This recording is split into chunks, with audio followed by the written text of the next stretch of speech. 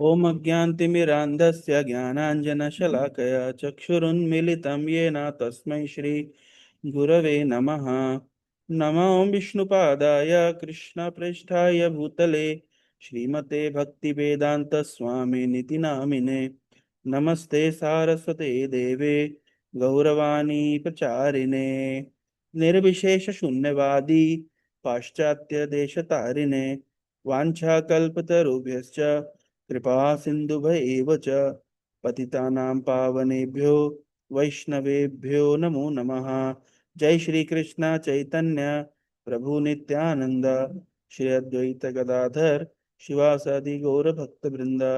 हरे कृष्णा कृष्ण कृष्ण हरे हरे, हरे राम राम राम हरे हरे। हरे कृष्णा, आप सभी का स्वागत है। आज हम श्रीमद् भागवत का एक बहुत ही सुंदर श्लोक चर्चा करेंगे। जो श्लोक मुझे बहुत प्रिय है और कई स्थानों पर मैंने इसके ऊपर व्याख्या दी है। अ, नाजत्र वैकुंठ, यस, यह है श्रीमद् भागवतम का 5वें स्कंद का 19वां अध्याय का 24वां नंबर श्लोक है ना। तो पहली बात तो हम जैसे कि जानते हैं कि श्रीमद् भागवतम के दूसरे स्कंद में और इसके 10वें अध्याय के पहले नंबर श्लोक में ये चर्चा हम कर चुके हैं कि श्रीमद् भागवत के 10 विषय वस्तु की चर्चा हुई थी। अत्र सर्गो विसर्गश्च स्थानम पोषणम उत्त्यः मनवंतर ईशानु कथा निरोध मुक्ति आश्रय। तो जैसे कि भगवत गीता में के 5 विषय वस्तु होते हैं, ईश्वर, जीव, प्रकृति, काल और कर्म, वैसे ही श्रीमद् भागवत के 10 विषय वस्तु होते हैं, सर्ग, विसर्ग, स्थान, पोषणम, ऊति, मनवंतर, ईशानु कथा, निरोध, मुक्ति और आश्रय। तो इस विषय पे हम पहले चर्चा कर चुके हैं। जो स्थान है, स्थान का अर्थ क्या है? स्थान का अर्थ मैंने बताया था कि अगर आप पूरे ब्रह्मांड का स्ट्रक्चर देखें, है ना, वैदिक कॉस्मोलॉजी इसको कहते हैं ना, वैदिक कॉस्मोलॉजी, है ना। ये जो प्रभु हरे कृष्णा, गुना तो पंखा बंद कर। जैसे वैदिक कॉस्मोलॉजी हम देखते हैं ना कि ये पूरे ब्रह्मांड का जो संरचना है ना, तो ये कहलाता है स्थानम। 14 भुवन जिसको हम कहते हैं, 14 लोक, ये कहलाता है स्थानम। स्थानम मतलब विभिन्न प्रकार की जीवात्माएं, जीवात्माएं तो बहुत सारी होती हैं, अनंत जीवात्माएं हैं। उनके अंदर विभिन्न प्रकार की वासनाएं और इच्छाएं होती है। उनकी विभिन्न प्रकार की वासनाओं और इच्छाओं के अनुरूप ब्रह्मा जी उनको 84 लाख योनियों, 84 लाख प्रकार के शरीरों की सृष्टि करते हैं। और ये जो 84 लाख प्रकार के जो शरीर हैं, ये पूरे ब्रह्मांड में फैले हुए हैं। 14 भुवन में, 14 लोकों में। हाँ, तो ये स्थानम जो ये जो चर्चा का विषय जो स्थानम, इसमें क्या बताया गया है कि किस प्रकार से ब्रह्मा जी ने ब्रह्मांड के अंदर इन 14 भुवन की सृष्टि करी और जीवात्माओं के अलग अलग प्रकार के, उनकी वासनाओं के अनुसार, उनकी इच्छाओं के अनुसार, उनके कर्म के अनुसार अलग अलग प्रकार के उनको शरीर प्रदान किए और उनको ब्रह्मांड के अलग अलग कोने में भेज दिया। तो इसको कहते हैं स्थानम। ये देखिए, है ना, ये भू धरती है, लेकिन इसके ऊपर 6 लोक और हैं। भूवर लोक, स्वर्ग लोक, महर लोक, जनलोक, तपलोक, सत्यलोक। नीचे क्या आता है? अतल, वितल, सुतल, तलातल, महातल, रसातल, पाताल इत्यादि। तो ये सब क्या है? ये ब्रह्मांड की संरचना है। और ये ब्रह्मांड की संरचना, जैसे कि वैज्ञानिक बताते हैं, कि केवल भौतिक उपादानों से नहीं होती है।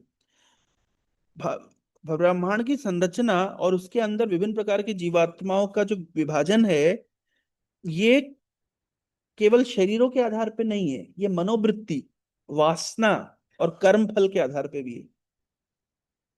तो इसलिए श्रीमद् भागवत का जो कॉस्मोलॉजी है वो ज्यादा कॉम्प्लिकेटेड है साइंटिफिक या मॉडर्न साइंटिफिक कॉस्मोलॉजी से, क्योंकि मॉडर्न साइंस में तो केवल हम चर्चा करते हैं ज्योग्राफी कैसी है, हाँ, कि कैसे सूर्य की पोजीशन क्या है, चंद्रमा की पोजीशन क्या है, सितारों की पोजीशन क्या है, अन्य ग्रहों की पोजीशन क्या है। लेकिन भागवती कॉस्मोलॉजी में ये भी चर्चा होती है कि कर्मानुसार जीवात्माएं किस प्रकार से पूरे ब्रह्मांड में स्प्रेड है, और उनको कर्मानुसार किस प्रकार से अलग अलग शरीर प्राप्त हुए हैं। भगवत गीता में क्या भगवान बोल रहे हैं? आ ब्रह्म ब्रह्म, ये देखिए, आ ब्रह्म भुवनान लोक पुनरावृतन अर्जुना। पूरे पाताल लोक से लेकर ब्रह्म लोक तक जीवात्माएं चक्कर काट रही है, लेकिन माम उपैत्य तो कौन्तेय पुनर्जन्म न विद्यते। लेकिन कोई मेरी शरण लेता है तो उसका फिर इस भौतिक संसार में पुनर्जन्म नहीं होता। और इसी को कहा गया है स्थानम वैकुंठ विजय, मतलब वास्तविकता में जीवात्मा का स्थान तो है वैकुंठ, लेकिन क्योंकि उसके हृदय में भौतिक वासनाएं हैं, और इसलिए वो बारंबार शरीर ग्रहण कर रहा है, बारंबार शरीर छोड़ रहा है, जन्म मृत्यु के चक्र में घूम रहा है, और पूरे ब्रह्मांड में कभी इस ग्रह पे कभी उस ग्रह पर, पाताल लोक से स्वर्ग लोक तक की और ब्रह्मलोक तक की यात्रा से गोल गोल गोल गोल चक्कर काट रहा है। ये चक्कर कब तक काटता रहेगा व्यक्ति? जब तक भगवान कृष्ण की शरण नहीं लेता।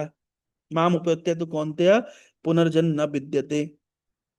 जब तक व्यक्ति भगवान की शरण स्वीकार नहीं करता है, तब तक उसका पुनर्जन्म होता रहेगा।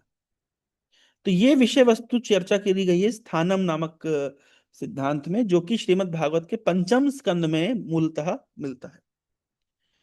और पंचम स्कंद में आप अगर देखें, पंचम स्कंद का जो आप सेक्शन देखें तो आपको देखेंगे किस प्रकार के चैप्टर है यहाँ पे। जैसे इसका सेक्शन देखिए आप, डिस्क्रिप्शन ऑफ जम्बू द्वीप। जम्बू द्वीपे भारत वर्षे भारत खंडे आर्यवर्ते।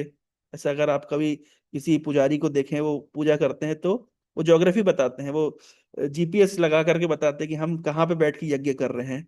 तो जम्बू द्वीप के, भारतवर्ष के, भारत खंड के, आर्यव्रत के, और उसके बाद भारत देश के, उड़ीसा के फलाने ग्राम में बैठ करके, है ना, जटनी में बैठ करके, आईआईटी के सामने बैठ करके हम इस यज्ञ का संकल्प करते हैं, ऐसे बताते हैं वो लोग, कभी अगर आप सुनेंगे तो है ना, तो जम्बू द्वीप का वर्णन है ना। फिर उसके बाद इसका चैप्टर देखिए, studying the structure of universe. हाँ, फिर उसके बाद में movement of sun, orbit of planets. तो इस प्रकार से आप देखिए, यहां तक कि 26वें अध्याय में नरकों का वर्णन कैसे मिला। अगर उसका पहला ही आप श्लोक देखें तो सुखदेव गोस्वामी से परीक्षित महाराज पूछ रहे हैं कि जो यहाँ पे पूछ रहे हैं कि 4 नंबर श्लोक देखिए, my dear lord, are the hellish regions outside this universe, within the covering of universe, or in different places of on this planet? ये जो नरकों के बारे में हम सुनते हैं, ये नरक कहाँ पे है? इस ब्रह्मांड के बाहर हैं, ये इस ब्रह्मांड के अंदर किसी स्थान पर है, या इसी इसी ग्रह पर है? कुछ लोग नहीं बोलते अरे क्या स्वर्ग नरक होता है? सब स्वर्ग नरक तो सब यहीं पे है। यही जीवन में स्वर्ग है, यही जीवन में नरक है। हाँ, ये बात सत्य है। कुछ अंश का स्वर्गीय सुख, कुछ अंश नारकीय दुख इसी जीवन में ही प्राप्त होता है। लेकिन इसके अलावा नरकों का अपना एक स्थान है ज्योग्राफिकली। ये प्रश्न पूछ रहे हैं परीक्षित महाराज कि भाई नरक कहाँ पर है, स्थान बताइए। तब सुखदेव गोस्वामी बता रहे हैं कि गर्भोदक सागर है है ना, है उसके पास में ही, उसके दक्षिण, ब्रह्मांड के दक्षिण छोर पर, भूमंडल के नीचे, गर्भोदक सागर के ऊपर पितृलोक है। पितृलोक क्या होता है? ये होता है यमराज जी का ऑफिस, और उससे ही लग करके क्या है, नरक है। और कई प्रकार के नरक बताए गए हैं। तो ये पूरा वर्णन आप देख सकते हैं। तो श्रीमद् भागवतम के पंचम स्कंद में नरकों का वर्णन भी मिलता है, स्वर्ग का वर्णन मिलता है, जम्बू द्वीप का भी वर्णन मिलता है। अलग अलग प्रकार के जीवात्मा अलग अलग स्थान पे रहते हैं, और वे किस प्रकार से अलग अलग स्थान के लोग अलग अलग प्रकार से भगवान का भजन करते हैं, भगवान की प्रार्थना करते हैं, ये भी वर्णन मिलता है। तो इसलिए ये फिफ्थ कैंटो कहलाता है स्थानम। तो एक बहुत ही सुंदर श्लोक में चर्चा करने वाला हूं, ना जत्र वैकुंठ। तो ये श्रीमद् भागवतम का पंचम स्कंद का 19वां अध्याय है। हाँ, जिसके अंदर जम्बूद्वीप के रहवासी प्रार्थना कर रहे हैं। क्या प्रार्थना कर रहे हैं, ऐसा कहते हैं ये देवता लोग प्रार्थना कर रहे हैं। हाँ, क्या प्रार्थना कर रहे हैं? अगर आप देखिए पांचवें स्कंद का, ये किसने प्रार्थना करी ये भी पता चल जाएगा। पांचवें स्कंद का, हाँ, 19वां अध्याय, description of island of Jambudvipa, इसका 24 नंबर श्लोक पे हम, ये डेमी गॉड्स, ये देवताओं के द्वारा प्रार्थना है। ये पूरा सेक्शन जो है, ये प्रार्थना कौन कर रहे हैं? देवता प्रार्थना कर रहे हैं। और देवता क्या प्रार्थना कर रहे हैं? देवता भारतवर्ष के गुण का गुणगान कर रहे हैं इस सेक्शन में, अगर आप देखेंगे तो। और भारतवर्ष का गुणगान करते करते वो इस श्लोक पे आए हैं। और श्लोक क्या है? ना जत्र वैकुंठ कथा सुधा पगा, न साधवो भागवतास्तदाश्रया, ना यत्र यज्ञेश मखा महोत्सवः, सुरेश लोकोऽपि न वै स सेव्यताम। तो बोल रहे हैं, तो मैंने कहाँ से शुरू किया, ध्यान से सुन, इसको याद कर लीजिए। सबसे पहले मैंने बताया कि भगवत गीता की 5 विषय वस्तु हैं, श्रीमद् भागवत के 10 विषय वस्तु हैं। उन 10 विषयों में एक विषय है स्थानम। स्थानम का अर्थ क्या होता है? कि जीवात्माओं को अपनी भौतिक वासनाओं के अनुसार, कर्मानुसार, इच्छाओं अनुसार विभिन्न प्रकार के शरीर प्राप्त होते हैं। और विभिन्न प्रकार के जो शरीर हैं, ये पूरे ब्रह्मांड के अंदर विभिन्न प्रकार के लोकों में फैले हुए हैं। ये लोकों की सृष्टि किसने करी है? इन लोकों की सृष्टि ब्रह्मा जी ने करी है। किसके आदेश पे करी है? भगवान विष्णु के आदेश पे करी है। ब्लूप्रिंट किसने दिया? भगवान विष्णु ने दिया। उसको साजो सामान किसने दिया? भगवान विष्णु ने दिया। प्रेरणा किसने दी? भगवान विष्णु ने दी। शक्ति सामर्थ्य किसने दिया? भगवान विष्णु ने दिया। और भगवान विष्णु के प्रेरणा से, शक्ति सामर्थ्य से और इंग्रेडिएंट से ब्रह्मा जी ने 14 लोकों की सृष्टि करी, जिसके अंदर विभिन्न प्रकार के जीवात्माओं को अपनी वासना अनुसार, कर्मानुसार डाल दिया। सतोगुण के लोगों को ऊपर रखा, तमोगुण के लोगों को नीचे रख दिया। इसलिए तो गीता में भगवान ने क्या कहा है कि जो व्यक्ति सत्वगुण में होता है, ऊर्ध्वम गच्छन्ति सत्वस्था, मध्य तिष्ठन्ति राजसा, जगन्य गुण वृत्तिश्च अधो गच्छन्ति तामसा। जो सत्वगुण में शरीर त्याग करता है वो उन उच्च लोकों में जाता है। जो रजोगुण में शरीर त्याग करता है वो इन्हीं भूमंडल में रह जाता है, मध्य में रह जाता है। और जो तमोगुण में शरीर त्याग करता है वो निचली योनियों में जाता है, पशु योनि में जाता है या नारकीय योनियों में जाता है। तो स्थानम शब्द का अर्थ होता है किस प्रकार से जीवात्माओं को अपने कर्मानुसार, वासना अनुसार अलग अलग स्थान प्रदान किए गए। और मूलतः श्रीमद् भागवतम के पंचम स्कंद में पूरे ब्रह्मांड की सृष्टि का वर्णन है, जहाँ पे देवलोकों का वर्णन भी, स्वर्गलोकों का वर्णन भी है। तो स्वर्गलोक का वर्णन करने के बाद में सुखदेव गोस्वामी बता रहे हैं कि स्वर्गलोक के रहवासी, स्वर्गलोक में रहने वाले देवता क्या प्रार्थना करते हैं, उनके हृदय का भाव क्या है। तो ये जो श्लोक हमने चुना है, ये स्वर्ग लोक में रहने वाले देवताओं के द्वारा की गई स्तुति है। वे कह रहे हैं, हे भगवान, ना जत्र वैकुंठ कथा सुधा पगा।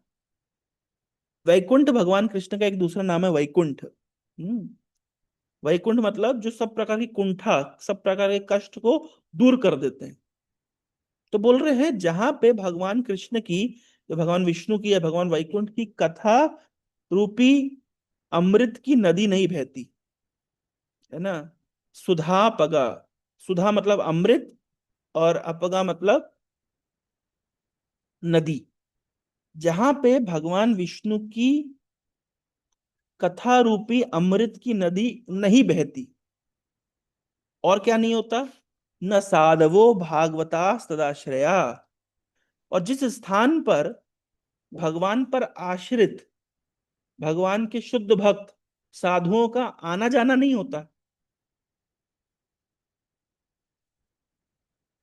और ना यत्र यज्ञेश मखा महोत्सव, और जहां पे भगवान की संतुष्टि के लिए विभिन्न प्रकार के यज्ञ, और विशेष रूप से संकीर्तन यज्ञ इत्यादि, और भगवान की प्रसन्नता के लिए महोत्सव, उत्सव नहीं मनाए जाते। 3 चीजें बोल रहे हैं। जहां पे भगवान की कथा नहीं होती, जिस स्थान पर भगवान की कथा रूपी अमृत की नदी नहीं बहती, जिस स्थान पर भगवान पर आश्रित साधु लोग का आना जाना नहीं होता, जहां पे भक्ति के अंगों का पालन नहीं हो पाता। भाई साधु किस स्थान पे जाते हैं? जिस स्थान पे भगवान की भक्ति करी जा सकती है। अब जिस स्थान पे भक्ति नहीं कर सकते, केवल भोग करने की ही सुविधा है, भक्ति की कोई व्यवस्था ही नहीं है, उस स्थान पे साधु क्या करेंगे? इसका मतलब है कि जिस स्थान पर साधुओं का आना जाना नहीं होता, और जिस स्थान पर यज्ञेश मखा महोत्सव, संकीर्तन यज्ञ इत्यादि, मखा मतलब यज्ञ, हाँ, भगवान की संतुष्टि के लिए विभिन्न प्रकार के यज्ञ, विभिन्न प्रकार के सेक्रीफाइस नहीं किए जाते, महोत्सव नहीं मनाए जाते, उत्सव नहीं मनाए जाते। सुरेश लोको अपि, अरे वो देवताओं का ही लोक क्यों ना हो, न वही सस्य पिता, वो रहने योग्य स्थान नहीं है। कितनी अच्छी बात बोल रहे हैं ना, कि जिस स्थान पर भगवान की कथा नहीं होती, जिस स्थान पर साधुओं का आना जाना नहीं होता, जिस स्थान पर यज्ञ, संकीर्तन यज्ञ इत्यादि महोत्सव नहीं मनाए जाते, वो रहने योग्य स्थान नहीं है। एन इंटेलिजेंट पर्सन, बोल रहे हैं, an intelligent person does not take interest even in top most planetary system, स्वर्गलोक में भी रुचि नहीं लेता, if the pure ganges of the topics concerning the supreme lord's activities does not flow there, अगर भगवान की कथा रूपी अमृत की नदी, गंगा नदी वहां नहीं बहती है, if there are not devotees engaged in service on the banks of such river of piety, और जिस स्थान पे भगवान के वैष्णव रहते ही नहीं है, भक्त है ही नहीं, और जिस स्थान पर if there are no festivals of संकीर्तन यज्ञ टू सेटिस्फाई द लॉर्ड, भगवान की संतुष्टि के लिए संकीर्तन यज्ञ आदि महोत्सव नहीं मनाए जाते, वो स्थान रहने योग्य स्थान नहीं है। कितनी बड़ी बात यहाँ पे देवता लोग कह रहे हैं। तो इससे क्या समझना चाहिए, कि जिस स्थान पर ये तीन चीजें नहीं होती है, उस स्थान को तुरंत छोड़ देना चाहिए, और ऐसे स्थान का आश्रय लेना चाहिए जहां पे ये चीजें होती है, जहां पे भगवान की कथा होती है, जहां पर भगवान पर आश्रित भक्तों का आना जाना होता है, भक्त लोग भक्ति करते हैं, और जहां पे संकीर्तन यज्ञ इत्यादि मनाए जाते हैं, उस स्थान पे ही रहना चाहिए। या तो जिस स्थान पे नहीं होता वो स्थान को छोड़ना चाहिए, या तो जिस स्थान पे हम रहते हैं उस स्थान में यह करने की व्यवस्था करनी चाहिए, भगवान की कथा की व्यवस्था करनी चाहिए, भगवान पर आश्रित वैष्णवों को आमंत्रण करना चाहिए, उनसे कथा सुननी चाहिए, उनको उनको भक्ति करने का अवसर प्रदान करना चाहिए, उनके साथ मिलकर भक्ति करना चाहिए। श्रवणम कीर्तनम विष्णु स्मरणम पाद सेवनम अर्चनम वंदनम दास्यम सख्यम आत्मनिवेदनम, और संकीर्तन यज्ञ इत्यादि यज्ञ करने चाहिए। अगर ये हम ऐसा स्थान जहाँ पे ये नहीं हो, तो या तो वो स्थान छोड़ दें, या तो अपने स्थान पे इन चीजों की व्यवस्था करें। ऐसा कौन बोल रहे हैं? कोई सामान्य व्यक्ति नहीं बोल रहे हैं, देवता बोल रहे हैं। हरे कृष्णा कृष्ण कृष्ण हरे हरे, हरे राम राम राम हरे हरे। तो याद रहेगा किस स्थान पर नहीं रहना चाहिए, जहां पे भगवान की कथा नहीं होती है, जहां पे वैष्णव लोग नहीं रहते हैं, और जहां पे संकीर्तन यज्ञ इत्यादि नहीं होता है, वहां पे नहीं रहना चाहिए। तो कहाँ पे ये सब होता है? प्रभुपाद जी की कृपा से किसी भी इस्कॉन के केंद्र में ये होता है, और हर इस्कॉन के भक्त के घर में ये सब होता है। कथा होती है, वैष्णव आते हैं, भगवान की सेवा होती है, और संकीर्तन यज्ञ इत्यादि मनाए जाते, महोत्सव मनाए जाते हैं। तो हमें हमारे घर को आ, कैसा बनाना चाहिए? हर व्यक्ति स्वर्ग लोक में जाना चाहता है, देवताओं के लोक में जाना चाहता है, लेकिन देवता खुद कह रहे हैं कि अगर सुरेश लोको अपि, देवताओं का ही घर लोक क्यों ना हो, लेकिन अगर वहां ये सब नहीं होता तो फायदा क्या है? तो इसका मतलब है कि जिस स्थान पर ये तीन चीजें होती है, वो स्थान देवताओं के लोक से भी उन्नत है, वही स्थान वास्तव में वैकुंठ है। और शिल प्रभुपाद की कृपा से पूरा विश्व आज वैकुंठ बन रहा है, क्योंकि हर स्थान पर पृथ्वी ते अच्छे जत नगर आदि ग्राम, सर्वत्र प्रचार हुई वे मोर नाम। पृथ्वी पे जितने नगर है, जितने ग्राम है, वहां पे प्रभुपाद जी की कृपा से भगवान की कथा हो रही है, वैष्णवों का आना जाना हो रहा है, वैष्णव लोग भक्ति कर रहे हैं, भगवान की सेवा पूजा अर्चन कर रहे हैं, और यह संकीर्तन यज्ञ रूपी महोत्सव मनाए जा रहे हैं। शिल प्रभुपाद की जय। ग्रंथराज श्रीमद् भागवतम की जय। हरे कृष्ण।